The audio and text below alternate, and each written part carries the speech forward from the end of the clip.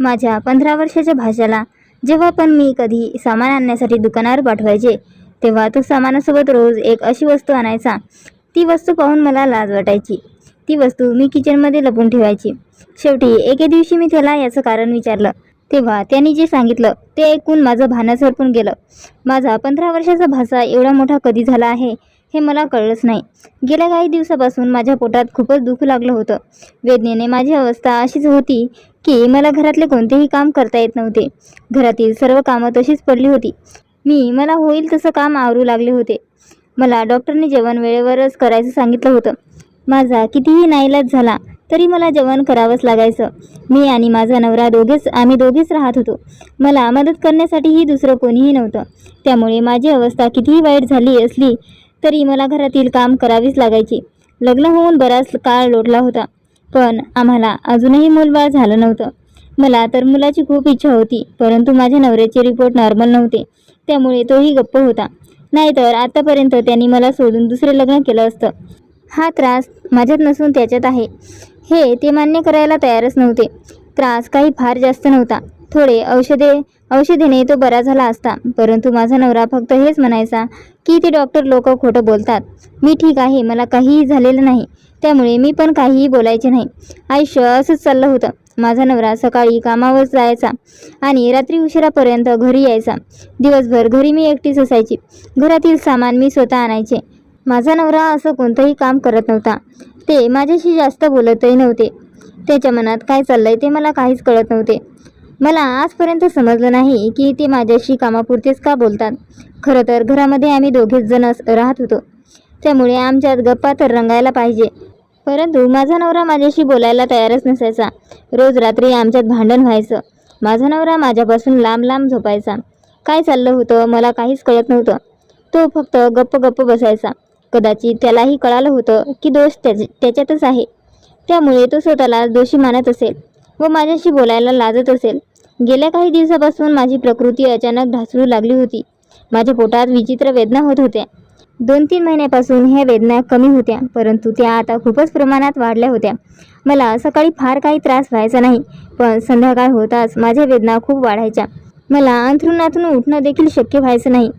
माझ्या नवऱ्याला मी माझ्या तब्येतीबद्दल 2-3 वेळेस सांगितलं, तरी पण त्याने माझ्याकडे लक्ष दिले नाही. त्यामुळे मी पण मला होणारा त्रास सहन करत राहिले. गोळ्या घेतल्या की तेवढ्या पुरता मला आराम मिळायचा आणि थोड्या वेळाने पुन्हा माझ्या पोटात दुखू लागायचं.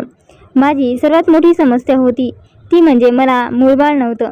मी आजारी पडले तरी माझी काळजी घेणारं कोणीच नव्हतं. सर्व काही मला एकटीला स्वतःहून करावं लागायचं. एके दिवशी अचानक माझी मोठी बहीण आमच्या शहरात लग्नाच्या निमित्ताने आली होती आणि ती लग्न समारंभ झाल्यानंतर माझ्या घरी आली. संध्याकाळची वेळ होती आणि माझ्या पोटात प्रचंड प्रमाणात दुखत होतं.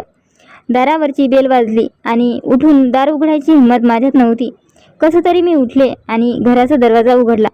माझ्या बहिणीला समोर पाहून मला खूप आनंद झाला आणि दीदीला खूप आश्चर्य वाटलं. दीदी खूप वेळ झाला बेल वाजवत होती. ती येताच म्हणू लागली, तू एवढ्या उशिरा दरवाजा का उघडला? कुठे गेली होतीस? मी कधीपासून बेल वाजवत आहे. मी दीदीला चहा पाणी दिलं आणि माझी संपूर्ण कहाणी दीदीला सांगितली. दीदीने पाहिलं की वेदनेने माझी तब्येत पूर्णपणे खराब झाली आहे. दीदी म्हणाली, आता मला खूप घाई आहे, मला आता निघावं लागेल. जर घरी माझा नवरा मुलं नसती तर मी तुझ्यासोबत नक्कीच राहिले असते आणि तुला डॉक्टरकडे नेलं असतं. पण मी असा आहे की तुझ्यासाठी काहीच करू शकत नाही. परंतु माझा मुलगा राहुल तो तुझ्यासोबत थांबेल. तो तुला डॉक्टरकडे घेऊन जाईल, पण मला थांबता येणार नाही. प्लीज मला समजून घे. मी दीदीला म्हणाले, अगं तू एवढा त्रास कशाला करून घेतेस? तू काळजी करू नकोस आणि राहुल इथे थांबते ना, मी त्याला घेऊन डॉक्टरकडे जाईल. त्यानंतर दीदी तिच्या घरी निघून गेली. राहुल हा 15 वर्षाचा मुलगा होता. तो 10वीला होता, परंतु त्याची उंची जास्त असल्यामुळे तो वयापेक्षा मोठा दिसत होता. तो खूप हुशार देखील होता. राहुल आमच्यात जास्त मिसळलेला नव्हता, कारण माझी दीदी दुसऱ्या शहरात राहत होती आणि माझं घर तिच्या घरापासून खूप लांब होतं. त्यामुळे आमच्या भेटीगाठी खूप कमी व्हायच्या. राहुल आणि मी डॉक्टरकडे गेलो. मी स्वतः डॉक्टरकडे जाऊ शकले असते, पण मला एकटीला जायला भीती वाटायची. माझं घर शहरापासून थोडं लांब होतं. मी दुपारी राहुलसोबत रिक्षामध्ये हॉस्पिटलला गेले. थोड्या वेळ बसल्यानंतर माझा नंबर आला. मी राहुलला घेऊन डॉक्टरच्या केबिनमध्ये गेले. डॉक्टरांनी राहुलला साईडला बसायला सांगितले. माझी अल्ट्रासाऊंड टेस्ट केली आणि मला एक विचित्र प्रकारचा आजार असल्याचं त्यांनी मला सांगितलं.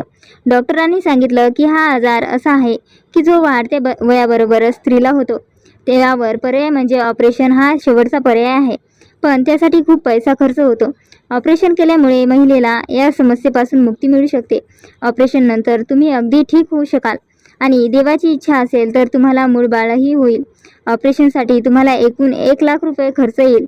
1,00,000 रुपये ऐकून मला मोठा धक्काच बसला. या महागाईच्या जगात पोट भरणे देखील कठीण आहे. 1,00,000ची व्यवस्था मी कुठून करणार? मी डॉक्टरांना काहीच म्हणाले नाही. मी शांतपणे उठले आणि तिथून निघून गेले. मला खूप टेन्शनही आलं होतं. आम्ही घरी पोहोचलो तेव्हा माझी प्रकृती खूप वाईट होती. माझ्या वेदना खूप प्रमाणात वाढत होत्या. माझी अवस्था पाहून राहुलने मला आराम करण्यास सांगितले आणि मला वेदना कमी होण्याच्या गोळ्या आणि पाणी दिलं. गोळ्या घेतल्यानंतर मला झोप लागली. माझ्या मनात किचनमधील सर्व काम स्वयंपाक करायचा आहे हे फिरत होतं.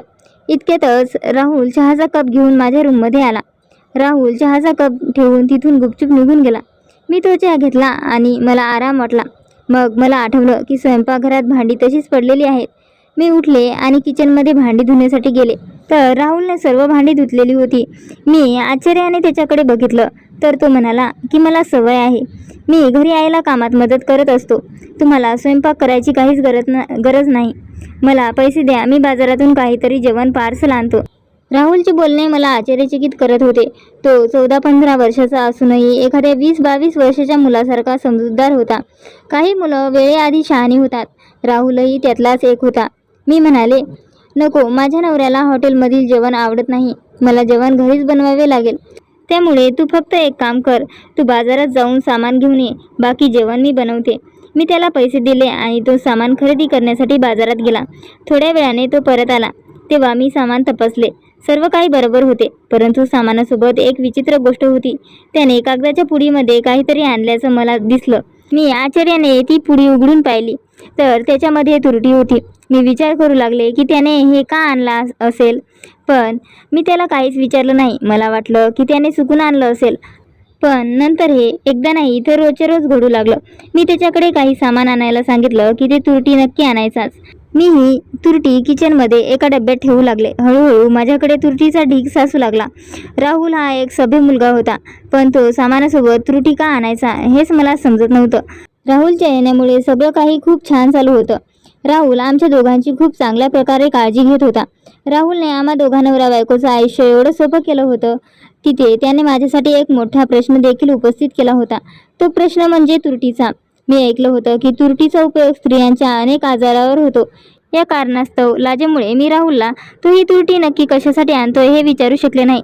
त्याने माझे आणि डॉक्टरांचे बोलणे ऐकले होते का? हा सर्व विचार करूनच मला खूप लाज वाटत होती. एके दिवशी मी हिम्मत करून राहुलला तुरटीबद्दल विचारले आणि त्याने मला अशी गोष्ट सांगितली की ते ऐकून मला धक्काच बसला. मी माझ्या खोलीत परतले आणि राहुलच्या बोलण्याचा विचार करत राहिले. राहुलने मला जे काही सांगितलं त्यावरून असंच वाटत होतं की राहुलने माझं आणि माझ्या नवऱ्याचं बोलणं ऐकलं होतं. राहुलचं हे बोलणं ऐकून मला इतकी लाज वाटत होती की माझ्या पायाखालची जमीनच सरकली. त्याला माझं गुपित कळलं होतं. आता मी त्याच्या समोरही जाण्यापासून लाजत होते. त्याने माझं आणि माझ्या नवऱ्याचं बोलणं ऐकलं होतं आणि म्हणूनच तो माझ्यासाठी रोज तुरटी आणत असे. परंतु ही तुरटी मला वापरायला सांगायचं धाडस तो करू शकत नव्हता. थोड्या वेळाने राहुलने माझ्या खोलीचा दरवाजा वाजवला. त्याने मला सांगितलं की मी सकाळी घरी परत जात आहे. इथे मी आता राहू शकत नाही. मी काहीच बोलले नाही. मला इतकी लाज वाटत होती की मी त्याला थांबायलाही सांगू शकले नाही. राहुल त्याच्या घरी परत गेला होता. मी किचनमध्ये जाऊन डब्यातून तुरटीचा ढीग बाहेर काढला. त्यानंतर राहुलचे शब्द मला आठवायला लागले. हे सगळं कचऱ्यात फेकून द्यावं असं मला वाटत होतं, पण मग वाटलं की तो सगळं माझ्या भल्यासाठीच तर बोलला होता. मी एक तुरटी उचलली, अंघोळीच्या पाण्यात टाकली. काही वेळात ती पाण्यामध्ये विरघळली आणि मग मी त्या पाण्याने अंघोळ केली. माझ्या शरीरातून दुर्गंधी यायचा मला एक आजार होता, परंतु मला हे जाणवलं की मी स्वतःला स्वच्छ ठेवण्याचा खूप प्रयत्न करायचे, पण तो एक आजार होता. त्यामुळे त्याच्यावर इलाज केल्याशिवाय पर्याय नव्हता. माझा नवरा मला खूप बोलायचा की तुझ्या शरीरातून एक वेगळाच वास येतोय, तू यावर काहीतरी इलाज कर. परंतु माझ्या पोटाच्या दुखण्यामुळे मी हे आजारावर दुर्लक्ष केलं. परंतु एका रात्री राहुलने माझं आणि माझ्या नवऱ्याचं बोलणं ऐकलं होतं आणि कदाचित त्यामुळेच तो रोज तुरटी आणत असे, जेणेकरून ही तुरटी मी अंघोळीच्या पाण्यात टाकून या आजारापासून मुक्त होऊ शकेल. राहुलने सांगितले होते की त्याच्या मित्रालाही हाच आजार झाला होता. रोज आंघोळ करूनही त्याच्या शरीराचा घाणेरडा वास जात नव्हता. त्याला आम्हा मित्रांमध्ये बसायला देखील लाज वाटत होती. नंतर तो एका डॉक्टरकडे गेला. तेव्हा डॉक्टरने त्याला सल्ला दिला की तू आंघोळीच्या पाण्यामध्ये तुरटी टाकत जा. माझ्या मित्राने डॉक्टराचे म्हणणे ऐकले आणि तो रोज आंघोळीच्या पाण्यात रोज तुरटी टाकू लागला व त्याने तो आंघोळ करू लागला आणि काही दिवसातच त्याचा हा आजार संपला. राहुलने जेव्हा हे मला सांगितलं, आता मी पण रोज तुरटीच्या पाण्याने आंघोळ करू लागले आणि माझाही आजार बराचसा कमी झाला. माझा नवराही आता या बाबतीत माझ्याकडे तक्रार करत नव्हता. मला आश्चर्य वाटत होतं की राहुलने माझी समस्या समजून घेतली होती आणि मला मदत केली. मी उगाचच लाजत होते. खरं तर यामध्ये लाजण्यासारखं असं काहीच नव्हतं. राहुल माझ्या आयुष्यात एक देवदूत बनून आला होता. तर मित्रांनो, कशी वाटली आजची कथा? आवडली असेल तर प्लीज लाईक आणि शेअर करा. अशाच नवनवीन कथा ऐकण्यासाठी माझ्या चॅनलला सबस्क्राईब करा. व्हिडिओ पूर्ण बघितल्याबद्दल धन्यवाद.